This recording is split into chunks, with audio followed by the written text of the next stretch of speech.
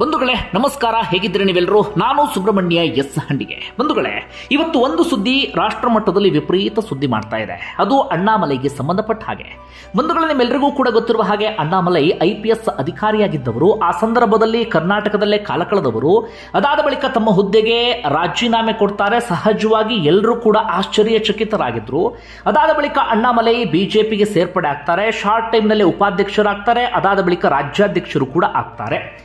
BJP ಒಳಗಡೆಯೇ ಒಂದಷ್ಟು ವಿರೋಧ ಆ ಸಂದರ್ಭದಲ್ಲಿ ಅಣ್ಣಾಮಲೈಗೆ ಎದುರಾಗಿತ್ತು. ಯಾಕಂದ್ರೆ ಸುದೀರ್ಘ ಅವಧಿಯಲ್ಲಿ ಬಿಜೆಪಿಯಲ್ಲಿ ಇದ್ದವರಿಗೂ ಕೂಡ ಅಂಥದ್ದೊಂದು ಅವಕಾಶ ಒಲಿದು ಬಂದಿರಲಿಲ್ಲ. ಆದರೆ ಶಾರ್ಟ್ ಪೀರಿಯಡ್ ನಲ್ಲಿ ಅಣ್ಣಾಮಲೈಗೆ ಅಂತಹ ಅವಕಾಶ ಒದಗಿ ಬಂದಿತ್ತು. ಅಂದಿನಿಂದಲೇ ಒಂದಷ್ಟು ಮಂದಿ ಅಣ್ಣಾಮಲೈ ಮೇಲೆ ಕಣ್ಣಿಟ್ಟಿದ್ರು. ಹಾಗೆ ಅಣ್ಣಾಮಲೈ ಕಾಲೆಳೆಯುವಂತ ಕೆಲಸ ಇಂಥದ್ದೆಲ್ಲವೂ ಕೂಡ ನಡ್ಕೊಂಡು ಬರ್ತಾ ಇತ್ತು. ಆದ್ರೆ ಅಣ್ಣಾಮಲೈ ಮಾತ್ರ ಅದ್ಯಾವುದನ್ನು ಕೂಡ ತಲೆಗೆ ಹಾಕಿಕೊಂಡಿರಲಿಲ್ಲ. ತುಂಬಾ ಆಕ್ರಮಣಕಾರಿಯಾಗಿ ಮುನ್ನುಗ್ತಾ ಇದ್ರು. ಎಲ್ಲಿಯವರೆಗೆ ಅಂದ್ರೆ ತಮಿಳುನಾಡಿನ ಬಿಜೆಪಿ ಅಂದ್ರೆ ತಕ್ಷಣಕ್ಕೆ ನೆನಪಾಗ್ತಿದ್ದಂತಹ ಹೆಸರು ಅಣ್ಣಾಮಲೈ. ಅಷ್ಟು ಮಾತ್ರ ಅಲ್ಲ, ತಮಿಳುನಾಡಿನ ಮುಂದಿನ CM ಎನ್ನುವ ರೀತಿಯಲ್ಲೂ ಕೂಡ ಬಿಂಬಿತರಾಗಿದ್ರು. ಬಿಜೆಪಿ ಏನಾದ್ರೂ ಅಧಿಕಾರಕ್ಕೆ ಬಂದ್ರೆ ಅವರೇ ಮುಖ್ಯಮಂತ್ರಿ ಆಗ್ತಾರೆ ಎನ್ನುವಂತ ಮಾತುಗಳು ಕೂಡ ಕೇಳಿ ಬರ್ತಾ ಇತ್ತು. ಆದರೆ ಅಣ್ಣಾಮಲೈ ಈ ಬಿರುಸಿನ ಓಟಕ್ಕೆ ಇದೀಗ ಬ್ರೇಕ್ ಬೀಳ್ತಾ ಇದೆ. ಕಾರಣ, ಯಾರೂ ನಿರೀಕ್ಷೆ ಮಾಡದ ರೀತಿಯಲ್ಲಿ ಅಣ್ಣಾಮಲೈ ಬಿಜೆಪಿ ರಾಜ್ಯಾಧ್ಯಕ್ಷ ಸ್ಥಾನಕ್ಕೆ ಸದ್ಯದಲ್ಲೇ ರಾಜೀನಾಮೆ ಕೊಡ್ತಿದ್ದಾರೆ. ಯಾವುದೇ ಅಂತೆಕಂತೆ ಊಹಾಪೋಹದ ಸುದ್ದಿ ಅಲ್ಲ, ಇದು ಕನ್ಫರ್ಮ್ ಆಗಿರುವಂತಹ ಸುದ್ದಿ. ಇನ್ನೊಂದು ವಾರದಲ್ಲಿ ರಾಜ್ಯಾಧ್ಯಕ್ಷರು ಬದಲಾಗ್ತಾ ಇದ್ದಾರೆ. ಅಣ್ಣಾಮಲೈ ಆ ಫೋರ್ಸ್ ಆಗಿ ಒಂದು ಓಟದಲ್ಲಿ ಇದ್ರಲ್ಲ, ಅದಕ್ಕೊಂದು ರೀತಿಯಲ್ಲಿ ತಾತ್ಕಾಲಿಕವಾದಂಥ ತಡೆ ಅಥವಾ ಒಂದು ದೊಡ್ಡ ಬ್ರೇಕ್ ಅಂದ್ರೂ ಕೂಡ ತಪ್ಪಾಗ್ಲಿಕ್ಕಿಲ್ಲ. ಹಾಗನ್ನ ಮಾತ್ರಕ್ಕೆ ಅಣ್ಣಾಮಲೈ ಸ್ವ ಇಚ್ಛೆಯಿಂದ ಇಂಥದೊಂದು ನಿರ್ಧಾರವನ್ನ ತೆಗೆದುಕೊಂಡಿಲ್ಲ. ಅದರ ಬದಲಾಗಿ ಬಿಜೆಪಿ ಹೈಕಮಾಂಡ್ ರಾಜೀನಾಮೆಗೆ ಸೂಚನೆಯನ್ನು ಕೊಟ್ಟಿದೆ. ಇದಕ್ಕೆ ಪ್ರಮುಖ ಕಾರಣ ಏನಪ್ಪಾ ಅಂದ್ರೆ, ಬಿಜೆಪಿ ಮತ್ತೊಮ್ಮೆ AIADMK ಜೊತೆಗೆ ಮೈತ್ರಿ ಮಾಡಿಕೊಳ್ತಿದೆ. ಹಾಗಾದ್ರೆ ಈ ಮೈತ್ರಿಗೂ ಅಣ್ಣಾಮಲೈ ರಾಜೀನಾಮೆಗೂ ಏನ್ ಸಂಬಂಧ? ಅಣ್ಣಾಮಲೈ ಮುಂದೆ ಏನಾಗ್ತಾರೆ? ಹಾಗಾದ್ರೆ ತಮಿಳುನಾಡು ಬಿಜೆಪಿಯಲ್ಲಿ ಏನಾಗ್ತಿದೆ, ಒಂದಷ್ಟು ಇಂಟ್ರೆಸ್ಟಿಂಗ್ ಡೀಟೇಲ್ಸ್ ಅನ್ನ ಈ ವಿಡಿಯೋದಲ್ಲಿ ಗಮನಿಸ್ತಾ ಹೋಗೋಣ. ಬಂಧುಗಳೇ, ತಮಿಳುನಾಡು ರಾಜಕೀಯವನ್ನು ನೋಡ್ತಾ ಹೋಗೋದಾದ್ರೆ ಇನ್ನೊಂದು ವರ್ಷದಲ್ಲಿ ಚುನಾವಣೆ ಇದೆ, 2026ರಲ್ಲಿ. ಬಿಜೆಪಿ ಆ ಚುನಾವಣೆಯಲ್ಲಿ ಏನಾದ್ರೂ ಮಾಡಿ ಚಾಪು ಮೂಡಿಸಲೇಬೇಕು ಅಂತ ಪ್ರಯತ್ನ ಪಡ್ತಾ ಇದೆ. ನಿಮ್ಮೆಲ್ಲರಿಗೂ ಕೂಡ ಗೊತ್ತಿರುವ ಹಾಗೆ ಸೌತ್ನಲ್ಲಿ ಕರ್ನಾಟಕ ಹೊರತಾಗಿ ಬೇರೆ ರಾಜ್ಯಗಳಲ್ಲಿ ಬಿಜೆಪಿಗೆ ಹೇಳಿಕೊಳ್ಳುವಂತ ಅಸ್ತಿತ್ವ ಇಲ್ಲ. ಅಲ್ಲಿರುವಂತಹ ಪಕ್ಷಗಳ ಜೊತೆಗೆ ಮೈತ್ರಿ ಮಾಡಿಕೊಂಡು ಒಂದಷ್ಟು ಸೀಟ್ಗಳನ್ನ ಬಿಜೆಪಿ ಗೆದ್ದುಕೊಂಡು ಬಂದಿದೆ. ತಮಿಳುನಾಡಿನಲ್ಲಿ ಈ ಹಿಂದಿನಿಂದಲೂ ಕೂಡ AIADMK ಜೊತೆಗೆ ಮೈತ್ರಿ ಮಾಡಿಕೊಂಡಿತ್ತು. ಅಣ್ಣಾಮಲೈ ಬಂದ ಮೇಲೆ ಆ ಮೈತ್ರಿಯನ್ನು ಕೂಡ ಕಡಿತಗೊಳಿಸಿಕೊಳ್ಳಲಾಗಿತ್ತು. ಈಗ ಮತ್ತೊಮ್ಮೆ ಏನಾದರೂ ಮಾಡಿ ಬಿಜೆಪಿ ಚಾಪು ಮೂಡಿಸಲೇಬೇಕು ಅಂತ ಪ್ರಯತ್ನವನ್ನ ಪಡ್ತಾ ಇದೆ. ಸದ್ಯಕ್ಕೆ ತಮಿಳುನಾಡು ರಾಜಕೀಯ ನೋಡೋದಾದ್ರೆ DMKಗೆ ಹೇಳಿಕೊಳ್ಳುವಂತ ಪೈಪೋಟಿ ಇಲ್ಲ. ಕಳೆದ ಲೋಕಸಭಾ ಚುನಾವಣೆಯಲ್ಲೂ 39 ಸ್ಥಾನವನ್ನು ಕೂಡ DMK ಮೈತ್ರಿ ಗೆದ್ದುಕೊಳ್ತು. ಇನ್ನುಳಿದಂಥವರು ಯಾವುದೇ ಸ್ಥಾನವನ್ನು ಗೆಲ್ಲೋದಿಕ್ಕೆ ಸಾಧ್ಯ ಆಗಲಿಲ್ಲ. ಸದ್ಯಕ್ಕಲ್ಲಿ ಪೈಪೋಟಿ ಎದುರಾಗಬಹುದು ಅಂತ ಕಾಣ್ತಿರೋದು ನಟ ವಿಜಯ್ರ ಹೊಸ ಪಕ್ಷದಿಂದ ಮಾತ್ರ. ಉಳಿದಂತೆ AIADMK ಬಸವಳಿದು ಹೋಗಿದೆ. ಇನ್ನುಳಿದಂಥ ಸಣ್ಣ ಪಟ್ಟ ಪಕ್ಷಗಳು ಕೂಡ ಹೇಳಿಕೊಳ್ಳುವಷ್ಟರ ಮಟ್ಟಿಗೆ ಚಾಪು ಮೂಡಿಸ್ತಾ ಇಲ್ಲ. ಬಿಜೆಪಿ ಕೂಡ ಇನ್ನೇನು ಮೇಲೆ ಎದ್ದೇಳುತ್ತೆ ಅನ್ನುವ ಮಾತುಗಳು ಬಿಟ್ಟರೆ ಮೇಲೆ ಎದ್ದೇಳೋಕೆ ಸಾಧ್ಯ ಆಗ್ತಿಲ್ಲ. ಹೀಗಿರುವಂತ ಸಂದರ್ಭದಲ್ಲೇ ಇದೀಗ ಬಿಜೆಪಿ ಬೇರೆ ರೀತಿಯಾದಂಥ ಪ್ಲಾನ್ ಅನ್ನ ರೂಪಿಸ್ತಾ ಇದೆ.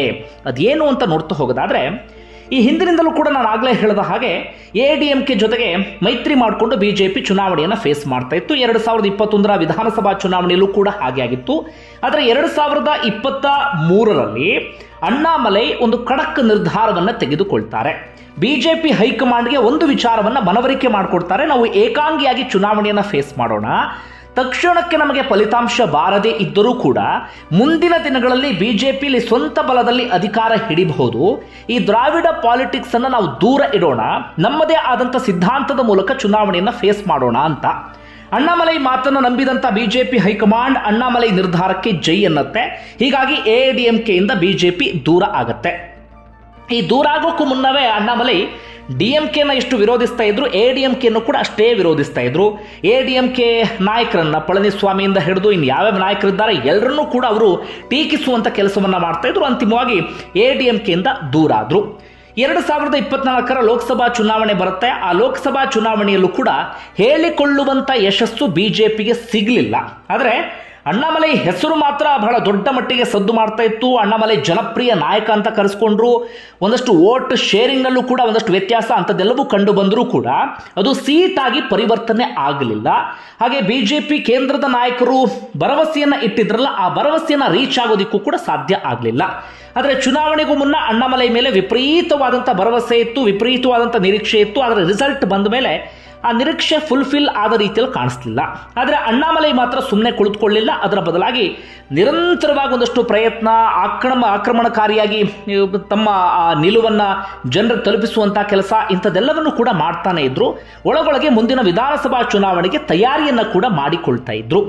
ಹೀಗಿರುವಂಥ ಸಂದರ್ಭದಲ್ಲೇ ಬಿಜೆಪಿ ಒಳಗಡೆ ಇನ್ನೊಂದು ಬಣ ಇತ್ತಲ್ಲ ತಮಿಳುನಾಡಿನಲ್ಲಿ, ಅದು ಹೈಕಮಾಂಡ್ಗೆ ಬೇರೆ ರೀತಿಯಾದಂಥ ಸಂದೇಶವನ್ನು ರವಾನೆ ಮಾಡ್ತು. ಅದೇನಪ್ಪ ಅಂದರೆ, ನಾವು ಸದ್ಯಕ್ಕಂತೂ ಏಕಾಂಗಿಯಾಗಿ ತಮಿಳುನಾಡಿನಲ್ಲಿ ಅಸ್ತಿತ್ವವನ್ನು ಕಂಡುಕೊಳ್ಳೋದು ಕಷ್ಟ. ನಾವು ಏಕಾಂಗಿಯಾಗಿ ಅಸ್ತಿತ್ವವನ್ನು ಕಂಡುಕೊಳ್ಬೇಕು ಅಂತ ಪ್ರಯತ್ನವನ್ನು ಪಟ್ಟಷ್ಟು ಕೂಡ ಅದು DMKಗೆ ಲಾಭ ಆಗುತ್ತೆ. ಅದೇ ರೀತಿಯಾಗಿ ಮುಂದೆ ನಟ ವಿಜಯ್ ಕೂಡ ಅಲ್ಲಿ ಚುನಾವಣೆಗೆ ಸ್ಪರ್ಧೆ ಮಾಡ್ತಿದ್ದಾರೆ, ಅವರ ಪಕ್ಷ, ಅವರಿಗೂ ಕೂಡ ಲಾಭ ಆಗುತ್ತೆ. ಈಗ ನಾವು ಸುಮ್ಮನೆ ಕುಳಿತುಕೊಂಡ್ರೆ ಯಾವುದೇ ಪ್ರಯೋಜನ ಇಲ್ಲ, ಏನಾದರೂ ಮಾಡಲೇಬೇಕು ಅಂತ ಆಗ ತಲೆಗೆ ಹೊಳೆದಿದ್ದೆ ಮತ್ತೊಮ್ಮೆ ADMK ಜೊತೆಗೆ ಮರು ಮೈತ್ರಿ. ಇನ್ನು ADMKಗೂ ಕೂಡ ಅದೇ ಸ್ಥಿತಿ ಇದೆ. ಅವರು ಕೂಡ ಬಿಜೆಪಿ ಜೊತೆಗೆ ಮೈತ್ರಿ ಮಾಡಿಕೊಳ್ಳಲೇಬೇಕಾದಂಥ ಅನಿವಾರ್ಯ ಪರಿಸ್ಥಿತಿಯಲ್ಲಿದ್ದಾರೆ. ಯಾಕಂದ್ರೆ ಅವರು ಬಸವಳಿದು ಹೋಗಿಬಿಟ್ಟಿದ್ದಾರೆ. ಬಿಜೆಪಿ ಮೈತ್ರಿ ಸಿಕ್ಕರೆ ಒಂದು ಬಲ ಬಂದಂಗಾಗತ್ತೆ ಅನ್ನೋದು ಅವರದ್ದು ಕೂಡ ಲೆಕ್ಕಾಚಾರ. ಅದಕ್ಕೆ ಬಿಜೆಪಿ ಹೈಕಮಾಂಡ್ ಅಸ್ತು ಅನ್ನತ್ತೆ. ಅದೇ ಪ್ರಕಾರವಾಗಿ ಕೆಲವು ದಿನಗಳ ಹಿಂದೆ ADMK ನಾಯಕ ಎಡಪ್ಪಾಡಿ ಕೆ ಪಳನಿಸ್ವಾಮಿ ಅಮಿತ್ ಶಾರನ್ನ ಭೇಟಿ ಆಗ್ತಾರೆ. ಅಲ್ಲಿ ಮೈತ್ರಿ ಕುರಿತಾಗಿ ಮಾತುಕತೆ ಆಗತ್ತೆ. ಆ ಮೈತ್ರಿ ಕುರಿತಾಗಿ ಒಂದು ಫೈನಲ್ ನಿರ್ಧಾರಕ್ಕೂ ಕೂಡ ಬರಲಾಗತ್ತೆ. ಆದರೆ ಮೈತ್ರಿ ಮಾಡಿಕೊಳ್ಳುವ ಸಂದರ್ಭದಲ್ಲಿ ಪಳನಿಸ್ವಾಮಿ ಇಟ್ಟಂತ ಬೇಡಿಕೆ ಏನಪ್ಪಾ ಅಂದ್ರೆ, ಅಣ್ಣಾಮಲೈರನ್ನ ರಾಜ್ಯಾಧ್ಯಕ್ಷ ಸ್ಥಾನದಿಂದ ಕೆಳಗಿಳಿಸಬೇಕು ಅಂತ. ಕಾರಣ, ನಾನು ಆಗಲೇ ಹೇಳಿದ ಹಾಗೆ ಅಣ್ಣಾಮಲೈ ADMKಯನ್ನ ನಿರಂತರವಾಗಿ ವಿರೋಧಿಸಿಕೊಂಡು ಬಂದಂಥವರು, ADMK ನಾಯಕರನ್ನು ಕೂಡ ಅವರು ಟೀಕಿಸಿಕೊಂಡು ಬಂದಿದ್ರು. ಇದು ಒಂದು ಕಾರಣ. ಆದರೆ ಮತ್ತೊಂದು ಜಾತಿ ಸಮೀಕರಣ. ನಮ್ಮಲ್ಲಿ ಎಷ್ಟೇ ಜಾತಿಯನ್ನ ದೂರ ಇಡಬೇಕು ಅಂದರೂ ಕೂಡ, ಜೊತೆಗೆ ಬಿಜೆಪಿ ನಾಯಕರು ನಾವು ಜಾತಿ ರಾಜಕಾರಣವನ್ನ ಮಾಡೋದಿಲ್ಲ ಅಂತಂದ್ರೂ ಕೂಡ ಅವರು ಮಾಡೋದು ಒನ್ಸ್ ಅಗೇನ್ ಜಾತಿ ರಾಜಕಾರಣ. ಈಗ ತಮಿಳುನಾಡಿನಲ್ಲೂ ಕೂಡ ಆ ಜಾತಿ ಸಮೀಕರಣದ ಕಾರಣಕ್ಕಾಗಿಯೂ ಕೂಡ ಅಣ್ಣಾಮಲೈರನ್ನ ಕೆಳಗಿಳಿಸಲಾಗ್ತಾ ಇದೆ. ಯಾಕೆ ಅಂದ್ರೆ, ಈ ADMKಯ ಪ್ರಮುಖ ನಾಯಕ ಪಳನಿಸ್ವಾಮಿ ಕೂಡ ಈ ಗೌಂಡರ್ ಸಮುದಾಯಕ್ಕೆ ಸೇರಿದಂಥವರು, ಪ್ರಬಲ ಹಿಂದುಳಿದ ಸಮುದಾಯ ಇದು. ಅಣ್ಣಾಮಲೈ ಕೂಡ ಅದೇ ಸಮುದಾಯಕ್ಕೆ ಸೇರಿದಂಥವರು. ಹಾಗೆ ಅಣ್ಣಾಮಲೈ ಹಾಗೆ ಪಳನಿಸ್ವಾಮಿ ಇಬ್ಬರೂ ಕೂಡ ಪಶ್ಚಿಮ ಕೊಂಗು ಪ್ರದೇಶದಿಂದ ಬಂದಂಥವರು. ಹೀಗಾಗಿ ಒಂದೇ ಸಮುದಾಯಕ್ಕೆ ಸೇರಿದಂಥವರು ಎರಡು ಪಕ್ಷದ ಪ್ರಮುಖ ಸ್ಥಾನದಲ್ಲಿ ಇದ್ದರೆ ಅದು ಚುನಾವಣೆಯ ಸಂದರ್ಭದಲ್ಲಿ ವರ್ಕೌಟ್ ಆಗೋದಿಲ್ಲ. ಒಂದು ಪಕ್ಷದಲ್ಲಿ ಪ್ರಮುಖ ನಾಯಕ ಈ ಸಮುದಾಯಕ್ಕೆ ಸೇರಿದ್ರೆ, ಇನ್ನೊಂದು ಪಕ್ಷದಲ್ಲಿ ಇನ್ನೊಂದು ಪ್ರಬಲವಾದಂಥ ಸಮುದಾಯಕ್ಕೆ ಸೇರಿದಂಥವರು ರಾಜ್ಯಾಧ್ಯಕ್ಷ ಆಗಬೇಕು ಅಥವಾ ಪ್ರಮುಖ ಮುಖ ಆಗಬೇಕು ಅನ್ನೋದು ಅವರ ಲೆಕ್ಕಾಚಾರ. ಹೀಗಾಗಿ ADMK ಒತ್ತಾಯದ ಮೇರೆಗೆ, ಅದೇ ರೀತಿಯಾಗಿ ಜಾತಿ ಸಮೀಕರಣದ ಕಾರಣಕ್ಕಾಗಿ ಅಣ್ಣಾಮಲೈರನ್ನ ಇದೀಗ ಕೆಳಗಿಳಿಸಲಾಗ್ತಾ ಇದೆ. ಇದು ಒಂದಾದ್ರೆ, ಮತ್ತೊಂದೇನಾಗಿತ್ತಪ್ಪ ಅಂದ್ರೆ, ಹಿಂದಿನಿಂದಲೂ ಕೂಡ ಬಿಜೆಪಿಯ ಬೇರೆ ನಾಯಕರಿದ್ರಲ್ಲ ತಮಿಳುನಾಡಿನಲ್ಲಿ, ಅವರಿಗೆ ADMKಯಿಂದ ದೂರ ಆಗೋದು ಇಷ್ಟ ಇರಲಿಲ್ಲ. ಅವರು ಬಿಜೆಪಿಯ ಫ್ಯೂಚರ್ ಬಗ್ಗೆ ಯೋಚನೆ ಮಾಡ್ತಾ ಇರಲಿಲ್ಲ. ಅದರ ಬದಲಾಗಿ ADMK ಜೊತೆಗೆ ಮೈತ್ರಿ ಮಾಡಿಕೊಂಡು ಒಂದಷ್ಟು ಸ್ಥಾನವನ್ನು ಗೆದ್ದುಕೊಂಡು ಒಂದಷ್ಟು ಅಧಿಕಾರ, ಲಾಭ, ಆ ರೀತಿಯಲ್ಲಿ ಲೆಕ್ಕಾಚಾರವನ್ನು ಹಾಕೊಂಡು ಬಂದಂಥವ್ರು. ಯಾವಾಗ ADMKಯಿಂದ ದೂರ ಆಗುವಂಥ ನಿರ್ಧಾರವನ್ನು ತೆಗೆದುಕೊಳ್ಳಲಾಯಿತು, ಆಗಲೇ ಒಂದಷ್ಟು ಮಂದಿ ಅಣ್ಣಾಮಲೈರನ್ನ ವಿರೋಧಿಸಿಕೊಂಡು ಬಂದಿದ್ರು. ಹಾಗೆ ಅಣ್ಣಾಮಲೈ ಪಕ್ಷದ ಒಳಗಡೆಯೂ ಕೂಡ ಅಷ್ಟೇ ಶತ್ರುಗಳೆಲ್ಲರೂ ಕೂಡ ಇದ್ರು. ಅವರು ಕೂಡ ಅಣ್ಣಾಮಲೈರನ್ನ ಏನಾದರೂ ಮಾಡಿ ಕೆಳಗಿಳಿಸಬೇಕು ಅಂತ ಪ್ಲಾನ್ ಅನ್ನು ಮಾಡ್ತಾ ಇದ್ರು. ಹೀಗಾಗಿ ಹೈಕಮಾಂಡ್ಗೆ ಅವರು ಬೇರೆ ರೀತಿಯಾದ ಸಂದೇಶವನ್ನ ರವಾನೆ ಮಾಡಿದ್ರು. ಎಲ್ಲ ಕಾರಣಗಳಿಗಾಗಿ ಅಣ್ಣಾಮಲೈರನ್ನ ಇದೀಗ ಕೆಳಗಿಳಿಸಲಾಗ್ತಾ ಇದೆ. ಇನ್ನು ಅಣ್ಣಾಮಲೈ ಬಿಟ್ಟರೆ ಇನ್ನು ಯಾರಾಗ್ತಾರೆ ಅಂದ್ರೆ, ಒಂದು 3-4 ಹೆಸರು ಕೇಳಿ ಬರ್ತಾ ಇದೆ. ಒಂದು ನೈನಾರ್ ನಾಗೇಂದ್ರನ್ ಅಂತ, ಇನ್ನೊಬ್ರು ಡಾಕ್ಟರ್ ಮುರುಗನ್, ಹಾಗೆ ತಮಿಳಿಸೈ ಸೌಂದರರಾಜನ್, ಇವರೆಲ್ಲರ ಹೆಸರು ಕೂಡ ಕೇಳಿ ಬರ್ತಾ ಇದೆ. ಅದರ ಜೊತೆಗೆ ಏನಾಯಿತು ಅಂದ್ರೆ, ಇತ್ತೀಚೆಗೆ ವೋಟರ್ ಸರ್ವೆ ಒಂದು ನಡೀತು. ಮುಂದಿನ ಮುಖ್ಯಮಂತ್ರಿ ಯಾರಾಗಬೇಕು ಅಂತ ಹೇಳಿ.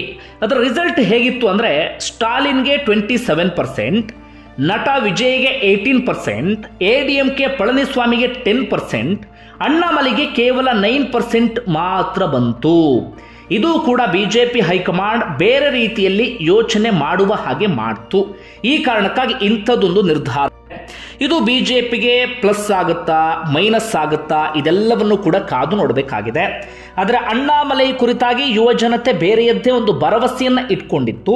ಹಾಗೆ ಅಣ್ಣಾಮಲೈ ಕೂಡ ಬೇರೆ ಒಂದು ರಾಜಕಾರಣವನ್ನ ಸ್ಥಾಪಿಸುವ ಪ್ರಯತ್ನವನ್ನ ಪಡ್ತಾ ಇದ್ದರು. ಆದರೆ ಇದರ ನಡುವೆ ಈ ಜಾತಿ ರಾಜಕಾರಣ ಅಥವಾ ಮೈತ್ರಿ ರಾಜಕಾರಣ, ಒಳ ರಾಜಕಾರಣ, ಆ ರಾಜಕಾರಣ ಈ ರಾಜಕಾರಣ ಎಲ್ಲವೂ ಸೇರಿ ಅಣ್ಣಾಮಲೈ ಇದೀಗ ಮೂಲೆ ಗುಂಪಾಗುವ ಪರಿಸ್ಥಿತಿ ಎದುರಾಗಿದೆ. ಹಾಗಂದ ಮಾತ್ರಕ್ಕೆ ಅಣ್ಣಾಮಲೈರನ್ನ ಬಿಜೆಪಿ ಕಂಪ್ಲೀಟ್ ದೂರ ಮಾಡುತ್ತಾ ಇಲ್ಲ. ಅವ್ರನ್ನ ಕೇಂದ್ರ ಸೇವೆಗೆ ಬಳಸ್ಕೊಳ್ಬಹುದು, ಅಥವಾ ಬೇರೆ ರಾಜ್ಯಕ್ಕೆ ಉಸ್ತುವಾರಿಯನ್ನಾಗಿ ನೇಮಕ ಮಾಡಬಹುದು, ಅಥವಾ ಇನ್ನೊಂದು ಯಾವುದಾದ್ರೂ ಪ್ರಮುಖ ಹುದ್ದೆಯನ್ನು ಕೊಡಬಹುದು. ಆದರೆ ಅಣ್ಣಾಮಲೈ ದೂರದೃಷ್ಟಿ ಇಟ್ಟಿದ್ದು ಅಥವಾ ಅಣ್ಣಾಮಲೈ ಬಿರುಸಿನ ಓಟ ಇದ್ದಿದ್ದು ಮುಂದೊಂದು ದಿನ ಬಿಜೆಪಿಯನ್ನು ತಮಿಳುನಾಡಲ್ಲಿ ಅಧಿಕಾರಕ್ಕೆ ತರಬೇಕು ಅಂತ. ಆದರೆ ಆ ಓಟದಿಂದ ಅಣ್ಣಾಮಲೈ ಇದೀಗ ದೂರ ಆಗ್ತಿದ್ದಾರೆ. ಬಂಧುಗಳೇ, ನಿಮ್ಗೆ ಏನಿಸ್ತದೆ ನನ್ನ ಕಮೆಂಟ್ ಬಾಕ್ಸಲ್ಲಿ ಮೆನ್ಷನ್ ಮಾಡಿ. ಧನ್ಯವಾದ ವಿಡಿಯೋ ನೋಡಿದ್ದಕ್ಕಾಗಿ.